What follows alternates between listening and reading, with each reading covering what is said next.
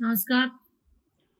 आज व्हिडिओ करण्याचा हेतू म्हणजे असा आहे, की मुंबई, नवी मुंबई, रायगड, पनवेल किंवा संबंध महाराष्ट्रामध्ये जे काय नावाजलेले रेस्टॉरंट असेल, म्हणजे मुंबईमधलं सोम असेल किंवा स्टेटस असेल, या ठिकाणी आलेलं कॅफे VR असेल किंवा ब्लू टोकाय असेल, स्टारबक्स असेल किंवा मॅकडॉनल्ड्स असेल, अशा ठिकाणी महिलांना कॉमन वॉशरूम्स असतात.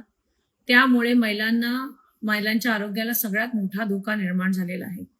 क सातत्याने गर्दी असलेल्या रेस्टॉरंटमध्ये सातत्याने लोकं वॉशरूमचा वापर करत असतात.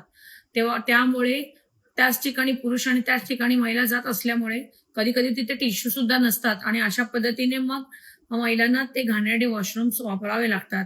त्यामुळे महिलांना खूप मोठा प्रश्न निर्माण झाला आहे.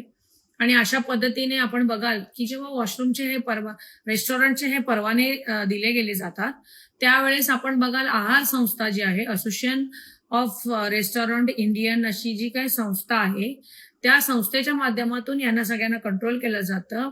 त्यानंतर बघाल अन्न औषध प्रशासन मंत्रालय हे सगळं परवाने देत असतं. त्यानंतर मी राज्याच्या मुख्यमंत्र्यांना सुद्धा विनंती करते, की महिलांच्या आरोग्याकडे प्रामुख्याने लक्ष दिलं गेलं पाहिजे. आपण बघाल, की सातत्याने या महिलांचा प्रश्न पुढे येतोय.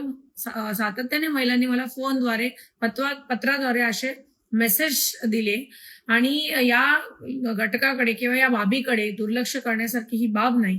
आता ज्यांना परवाने दिले गेले आहेत, त्यांचे परवाने त्यांना सुद्धा हे सूचित करावं, की तुम्ही लगेचच महिलांसाठी वेगवेगळे वॉशरूम्स महिलांसाठी आणि पुरुषांसाठी करावे किंवा उद्या परवाने दिले जाणार आहेत, त्यांना या अटी नक्कीच घालून दिल्या पाहिजेत आणि आता ज्यांना परवाने दिले आहेत त्याच्यामध्ये दुरुस्ती करून लगेचच महिलांची व्यवस्था केली गेली पाहिजे. जर ही व्यवस्था केली गेली नाही, तर मात्र आम्ही मोठं तीव्र आंदोलन राज्यभरामध्ये